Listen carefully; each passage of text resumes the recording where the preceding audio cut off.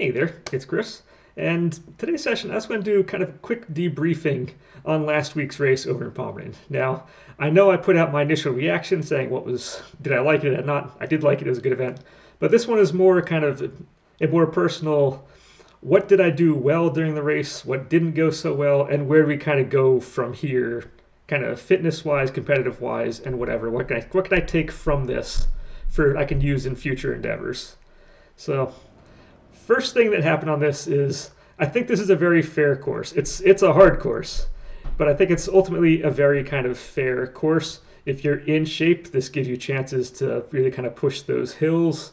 The obstacles are spread out enough that you have time to recover between. You can have that ebb and flow. You have a bunch of hard ones kind of early on, then a little bit of a pause going up the hill. You usually get that sandbag and something else at the top of the hill, and you get a little pause, and you get the big gauntlet at the bottom. So there's a good flow in there. It all works. And if you're in shape, you can take advantage of that. If you're not quite in shape, those hills are gonna hit you pretty hard. So I like that aspect. But what did I actually get out of this? What worked? What didn't? And I think for me personally, on this one, I really kind of made three unforced errors early on in the race that I think set the stage for kind of what wound up being not a very competitive time going through, even though I had a good time, an enjoyable, I'm going to say, time during the race. But I did make three unforced errors.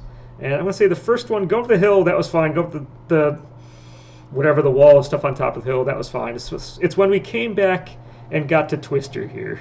Now, let's kind of give you a real quick recap of that. So here we go. You can see how low my camera is the bar during this monkey part, during the monkey bar part.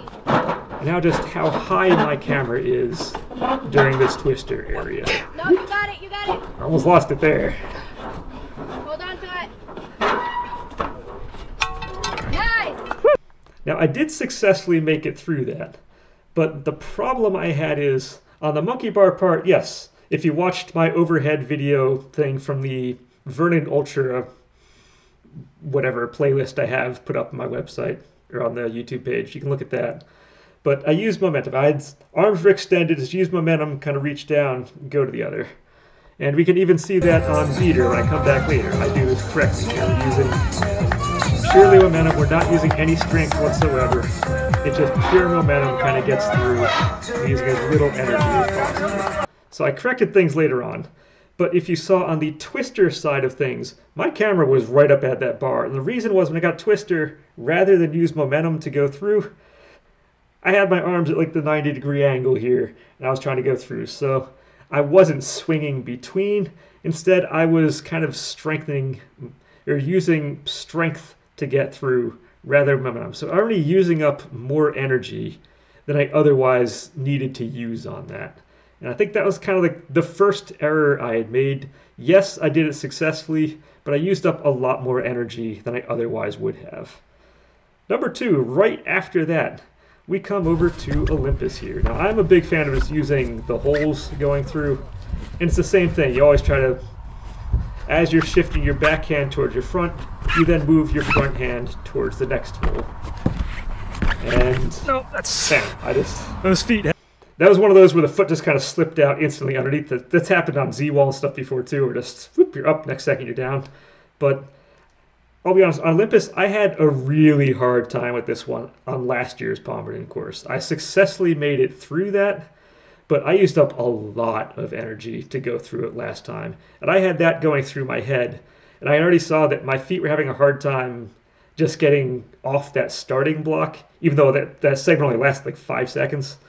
I had a hard time getting the feet staying kind of all in all right off the starting block. When I reached the other one, rather than try to fight it and kind of continue through, rather than use the energy like I did last year, then I bombed the hill after that. I just bailed, which mentally, again, physically that might have been the right call to go up the hill, but mentally that hit kind of hard. And that was kind of the second loss on that one. Was I didn't even when I realized my foot was slipping, I didn't even try to save it. So that was kind of failure number two on that. And then we come over to Stairway to Sparta. So no one's using the middle today. And if you pause right here, you can see you have the women's kind of step is on the side. So the men aren't allowed to use that typically. But in this race, for some reason, I'm not sure what it was. The guy, the person who was working there was like, no, the word came down. Everybody can use that step. So in my mind, that's like, oh, that's great. If we're able to use this for some reason, heck, there's no reason to go up the middle here. They got to make it harder. I'm going to take the easier way and do this, which again, physically might be the right call on that. It makes it a lot easier that way. Let me go scroll some things here on my computer. And physically, it's a lot easier going up that way because you don't need to use as much arm power going up, which again, but mentally, I've already conceded another obstacle in a row to that. Rather than go through what I should be going through, it's almost like taking a loss. I've conceded that I don't want to put the effort. It's like mentally you don't want to put the effort into that. It's like it's already almost like a mental third loss there. So I kind of made those three kind of unforced errors early on, and that kind of set the stage to going through the rest. Now, physically, I was still fine. I could have done the other part. We can see just looking at the atlas that came up later. I mean, this is a 100-pound rock. We go pick this thing up and bam, no issue, no effort whatsoever. We get that up, we can do it, we can walk around. That's perfect. That one's actually really easy. So physically, strength, I'm there. And even when we come back later on turquoise by the end of the race, we can see how much this bag weighs. I weigh about 160 pounds at that point. With my stuff on the back, I'm probably at 160 pounds. And that bag weighs as much as me. But even with that one works. I'm still able to physically go. Now, it took some effort. Does it work? But I was still able to physically go and get that thing up. It took about 45 seconds to get it up. But we were able to get that thing up. So, all right, we don't need to watch the whole thing. I made it up. We succeeded. But yeah, the block I had, I don't think was a physical block on this. It's almost like more it's a mental block I had going in on some of these issues that I did. And even once getting up that second hill, I had a real quick pang of that nausea, which I again had a real quick pang after that. The sandbag carry, which I never put down the sandbag for that. I never put down the bucket for the bucket carry either. We succeeded both of those. All the strength stuff was fine. But I think just getting that little quick pang just like that was enough to kind of kill momentum I could have had going on the downhill side of things. It may have slowed myself down a little bit during that. So there was a little bit that I think I had a lot of mental games going on in this one. And yeah, so what do I take away from this is I'm in shape. I know that I can do this type of stuff. I just need to get myself in a position probably where I do. Part of me says I need to do more races so I feel more comfortable getting involved in some of these things. Usually the way you can approach these types of events, these types of races, is the way I like to look at it is you can use a race as an excuse to get off the couch and train for something and stay in shape. Or you can actually just kind of get in shape and do all this for the sole purpose of getting better at a race at the end. Depends what your goal is.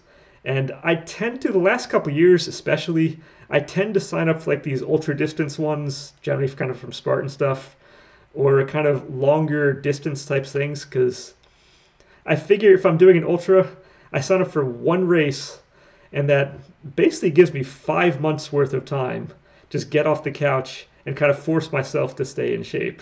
And then when the event comes, it's kind of mentally treated more as an event than the race, because the important part was getting me off the couch to do stuff and stay in shape and feel good. And it's kind of the same thing here, even though the practice kind of dwindled down a lot since between Vernon and here, that 2-month span. I really didn't do that much stuff, but I knew I was in shape enough to make it through the course, and that meant I'm in shape enough right now to kind of do what I want. And that's kind of, I think, where some of the mental block comes in. And the other is because of that mindset where I just do a race to give myself months at a time to get myself off a couch and do stuff. It also means I don't do enough races to feel comfortable during those first kind of moments during it.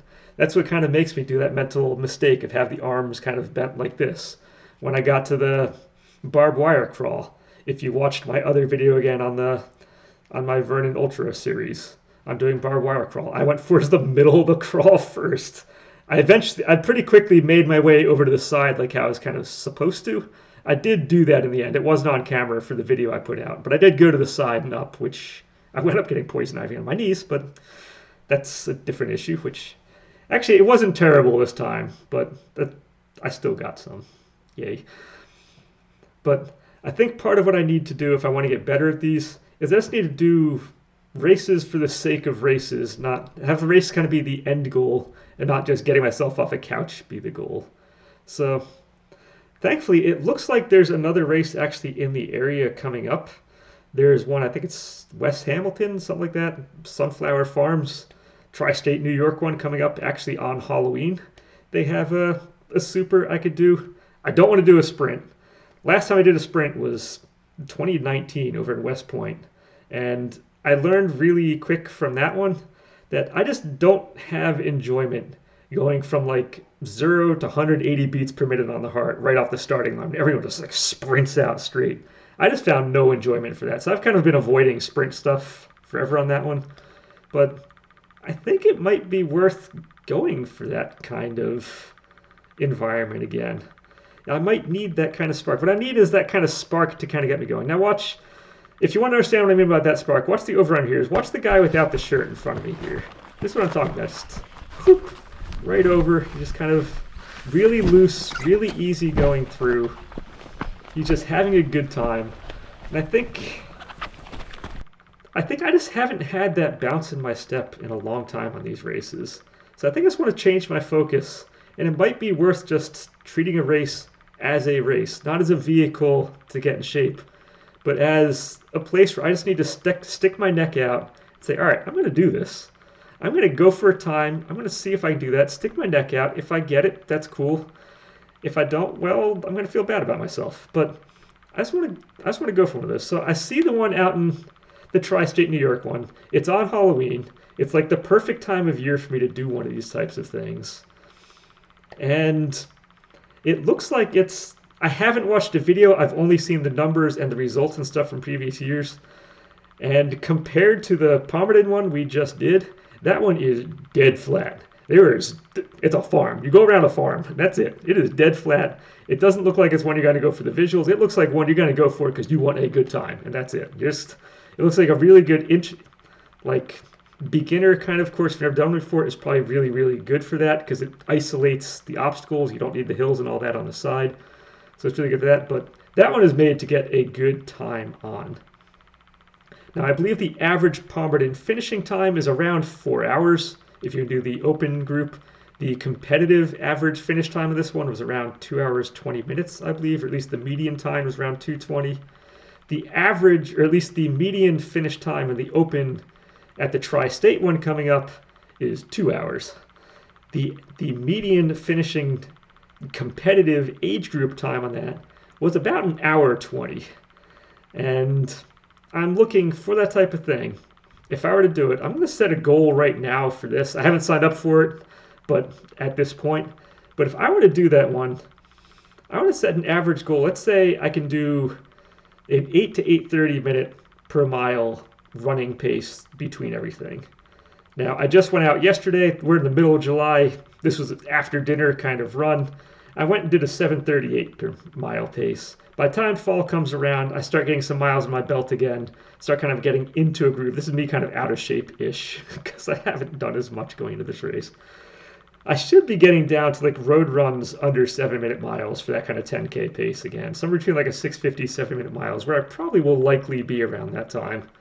So if on the course itself, I can get down to say an 8 to 8:30 kind of mile pace between obstacles, and then have about 15 minutes for the obstacles themselves, that should put me down somewhere in that, I don't know, hour 5 to hour 10 minute stretch. And if I sign up for this course, I think that's what I want to kind of go for on this. I have the strength to do it. I've already seen from the videos. I have that. I have the physicality. I mentally know how to do this type of stuff. I just need a little more bounce in my step to do that. And in order to get some more races under my belt before, there's a more local half marathon, just road race that goes on about 2 weeks. I think it's 2 weeks before that one goes off. I can sign up for as well. I can get my jitters out on that, and then 2 weeks later come back and do the Spartan one there on Halloween, and just have a good time with that and try to see if I can break that 1 hour, 8 minute, 45 second mark. Right now I'm gonna set myself on that. When I did my West Point spring, my West Point sprint, the last sprint I ever did, was a 1 hour, 8 minute, 45 second time. If I can beat that on a super, that's gonna be my goal going forward. So I think I just had jitters at the start of this. If I can get those out, get that mental block out, and treat this as a race and not just as an event, I think moving forward I can have a really, really good time on that. Now that said, I kind of want to put another one of those series out like I did for the Vernon Ultra, except I'm not sure it's going to be fully training-based stuff. It's more of just how to treat projects, how to treat... It's going to use a lot of inferences from this, but it's going to probably delve into some of my other interests as well as not just the physicality, but how to do, like, again, how to plan out your strategies of going through these type of events, how to basically just kind of work your way through not just a running one, but any of these types of events I have, whether it's a physical event, modeling event, academic event, kind of any of those that I've used, because I've dabbled in a lot of those. I've done a lot of stuff, so I'm probably going to have another series going out. I just need to figure out a venue, kind of how to plan that around, but hold tight. I will kind of try to keep doing these Sunday videos going out, but that's all I want to say here, and I think I've rambled and said everything over 2 times over at this point, so I'm just going to stop there, and yeah, until next time, I was going to say enjoy.